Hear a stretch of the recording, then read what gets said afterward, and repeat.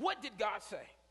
Verse 14, but Samuel said, what then is this bleating of the sheep in my ears and the lowing of the oxen which I hear? You're saying to me that you went and you did what God said, but yeah, I still hear sheep and I still hear oxen making all this kind of noise and running around playing and having a good old time. But God said that there should have been silence because everything would have been killed.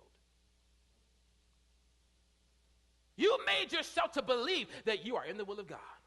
Well, he put a ring on it and we're engaged so we can still sleep together. This is the will of God. We're almost there. No, you got to be 100% there. See, Beyonce made you think that all he had to do was put a ring on it for him to get it. No, that's not the case. God says you need to go the whole 100. You got to go the whole way. And you still trying to figure out why you ain't blessed and why God ain't provided this for the marriage and all, because you are moving out of position. Samuel is stopping, so I'm saying, hey, man, listen, I know you want to believe that you did what you're supposed to do and you were doing what God said to do, but the truth of the matter, the reality is I'm still hearing the sound of something that God called to be dead. You'll catch that when you get home. There are some things in your life right now that God is still hearing the sound of that he called you to detach from and he called you to kill.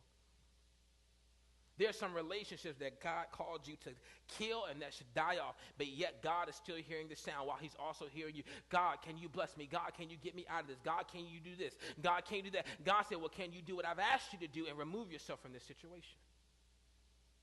You continue to put yourself in a toxic situation when God's called you to be removed. And God is saying, listen, you're saying that, you deleted their number, but yet you still messaging them on Facebook.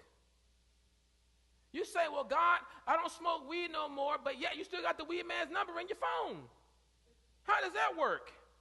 God's saying, listen, you can't come to me with 95%. I need you to meet me at the whole 100. You've got to become accountable for your actions and what God has said to you. You've got to get God. Meet him at the whole 100.